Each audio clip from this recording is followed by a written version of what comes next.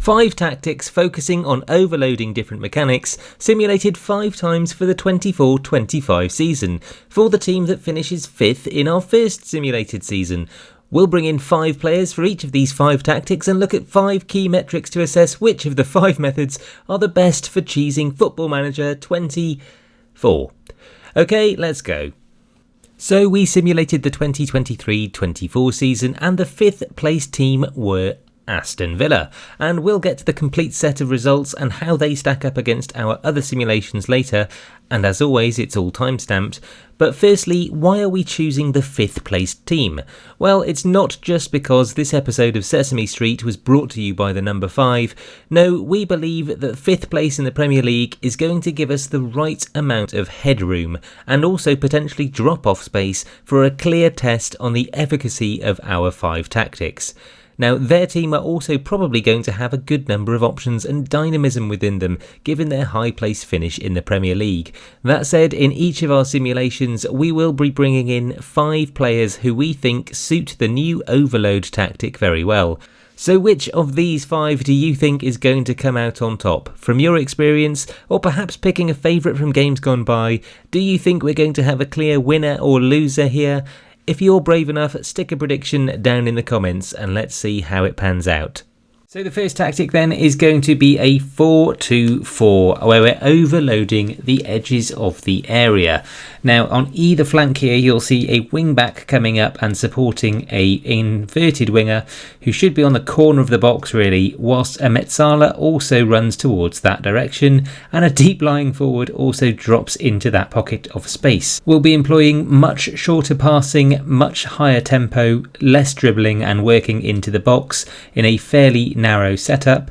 In transition it's just going to be the usual counter press, distribute to centre backs and take short kicks, whereas the defensive shape then it's going to be a high line, higher engagement with a reasonable amount of pressing on a balanced formation. So the idea here is that we are just going to put too many people into 2 squares either side of the box, where the passing is short and sharp. We should create an overload that means nobody can get picked up, and a run into the box as we're working it in should result in enough goals from these 2 up front.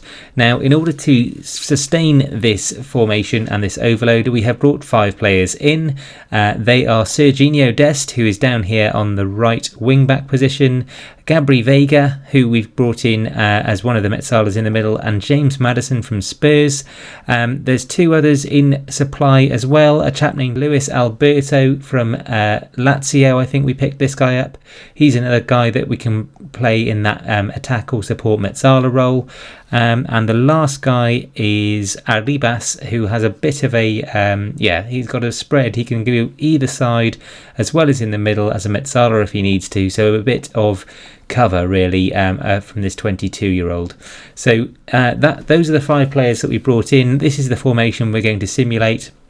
We'll of course do this for all of the simulations, but we're going to maximise the team cohesion, the tactical familiarity, put the morale to really good, and then become unsackable is a very important one, because when you're simulating these seasons you don't want to get drawn into any conversations with the board.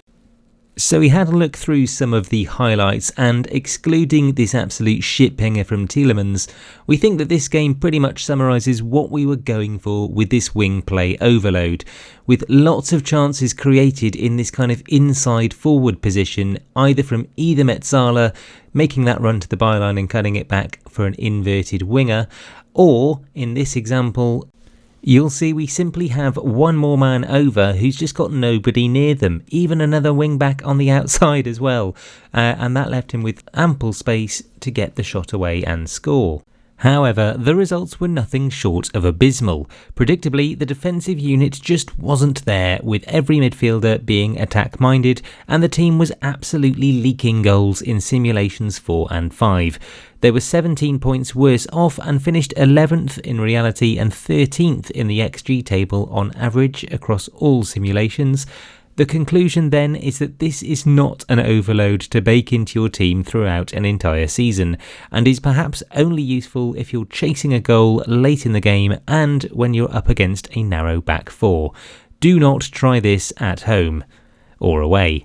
Now, I've got a feeling that this tactic will do better than the first one, because there is an attacking meta in FM24, and this one is what we're calling all-out attack.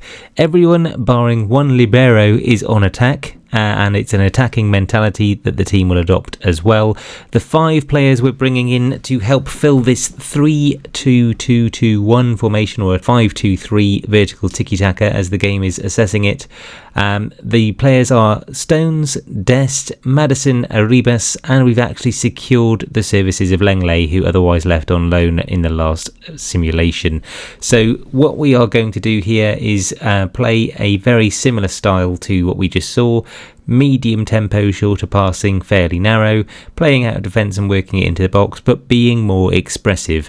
Now that's important because we wanted to keep a fluidity to this team, even though it's quite a structured fluidity according to, again, the game's assessment.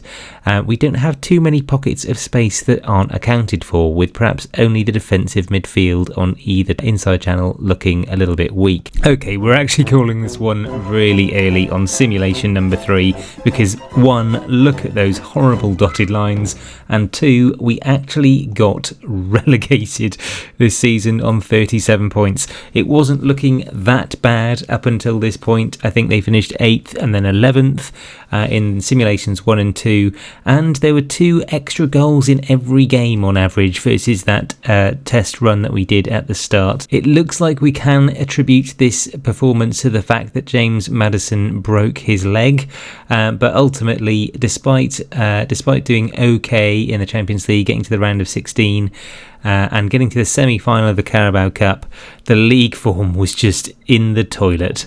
So this one is another one that we're going to poo-poo, and we are not going to recommend you go all-out attack at all. So attacking for everyone apart from your libero is another stupid idea. Okay, so we are 0-2 at the moment for stupid ideas. However, this one yields a trophy, so stay tuned for more on that one.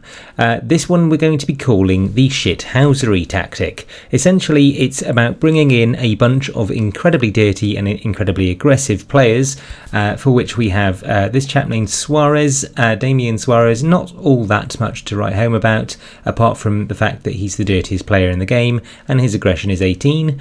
And we've also got Manuel Ugarte, obviously of Man United fame nowadays, another unit in the midfield and a very aggressive tackler.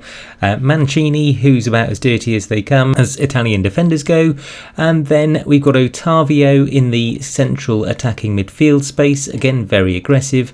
And up front, Morelos, this shithouse who we want to kick lumps out of everyone. And that's actually what the tactic is aiming to do.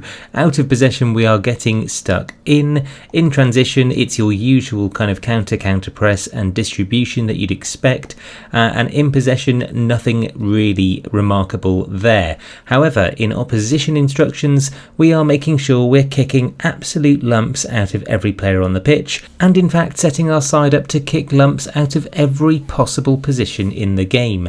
And every single individual also has tackle harder on, so you can imagine we're going to be getting some cards. So, as you might have guessed, this has been the most successful of the overloads tested so far.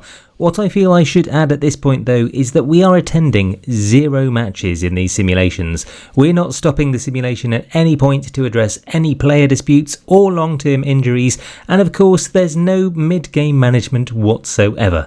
So to have 2 simulated seasons here where the XG table position was the same as when AI Unai Emery or AI Emery was in charge is pretty close to miraculous. And despite a disastrous first simulation here, where the side were as close as you can get to relegation, the rest of the sims went pretty positively. In the 4th simulation, they registered the highest yet clear-cut chance difference, creating 32 more clear-cut chances than were conceded, and in simulation 2, they even beat Liverpool in the FA Cup final to bring home a trophy. Can anything beat kicking absolute lumps out of the opposition all season then? Let's find out. So this next one is inspired by the age-old Football Manager meme of you are being overrun in midfield. It congests the middle with at least, 7 players that are playing around this area. Two advanced playmakers off an advanced forward are our attacking options. Two very high wing backs but on support. A DM who is actually going to mark tighter and close down more. And a ball winning midfielder who is our only player on tackle harder this time. Go in front of a ball playing defender and a defender. We've got Orkan Kokchu as one of the players we brought in as the midfield pivot on support. We've also brought in Jan Kuto, who's more familiar with, I guess, the higher side of wing-back play. We've brought in Oyhin Sunset as well as one of our advanced playmakers. Then Braish Mendes completes the advanced playmakers that we've brought in, and Clement Lenglet in on a permanent signing is our fifth signing here. It's a balanced kind of rhombus shape or Christmas tree, I suppose, with some focus play down the middle and play out of defence, shorter passing on a much higher tempo, dribble less, and a fairly narrow attacking formation. In transition, it's a bit different this time. We're going to distribute to the middle because that's where basically everyone is. We're going to hit regroup as well, so if we are out of possession, we're going to want our wing backs to really fall back and that middle pivot to do the same. Out of possession then, there's really not many instructions left after a standard defensive line, mid-block and standard press, so we're a lot less intensive on the press this time, but we are hoping to completely congest that middle section of the pitch and nullify any activity and creativity of the opponents. Okay, we're going to put a pin in this one quite early as well. We have been finishing on average 11 places lower than that initial test run, and that in the XG table there is, we finished 13th and 14th in the first two seasons, getting measly amounts of points. I've never used the data hub quite as much as I have in this session actually. Analyst report will tell you we have got a positive clear-cut chances for and against, which is really good, but actually the overview and the XG table tells quite a different story. So yeah, we should have finished 14th this year. I think it was 16th in the first sim, and the for and against difference there at around 11. It's just not quite working out the way that we thought it would. And if I go into competitions again and look at the past positions, you can see that we did have a fairly promising start. We were 4th at one stage after 10 matches played, but it tailed off significantly. And if I'm very honest with you, it's just because of the reactiveness of the dynamics. I think having a tactic that you're simulating that is pushing 7 players into the midfield essentially, and only then having kind of 2 spaces for centre backs. It's just going to mean that lots of players are left out in the loop all season long, and you end up with something that looks quite abysmal in terms of club atmosphere and managerial support, particularly when you're simulating the season and not responding to any of your 150 emails. Okay, let's finish with a flourish then. We are adopting a very similar formation to what we believe is the strongest meta formation on FM24. It's not too dissimilar to some of the ones we've tried throughout this experiment, but what it is utilising, which is different to everything else, is the fact that we've got a front three that would topple the Eiffel Tower if you stood them on top of each other. Sima, Gonzalez and Sesko all have jumping reach of 16 or higher, and what we're going for here is the overplaying the giants. The jumping reach and headers at the far post is what we're trying to exploit with a system that is going to see us hit early crosses and play for set pieces with more direct passing, fairly wide in terms of the way that we're distributing the ball, but still playing out of defence and a reasonably higher tempo, nothing too dramatic there. In transition then, we'll distribute all across the back line, with counter press the only other icon that we've selected there. A higher line, higher press, normal kind of triggering that you'd be expecting, but nothing in terms of the defensive line or pressing trap.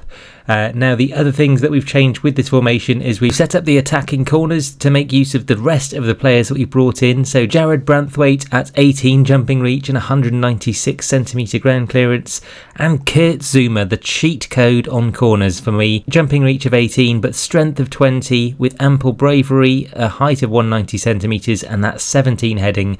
We're expecting this pair to put in a good number of goals from corners, and hence we're hitting those floated crosses because we've just got a team full of monsters. So this one didn't actually see the best league performance overall, but we did see the most stable set of finishing positions in each of the 5 simulations.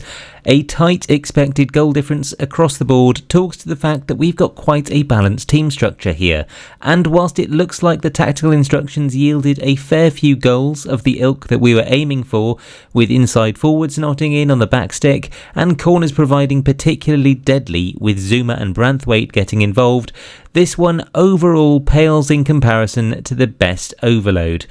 What have we learned from today's experiment then? Well, overcrowding certain areas of the pitch simply doesn't stack up across an entire season anymore. Kudos to SI for making the AI managers more reactive to tactics here, I would say.